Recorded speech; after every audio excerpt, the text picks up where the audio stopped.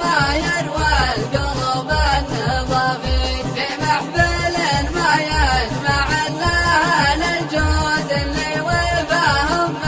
على الطيب وفي عند العادم اللي عسى أيامه سعود عسى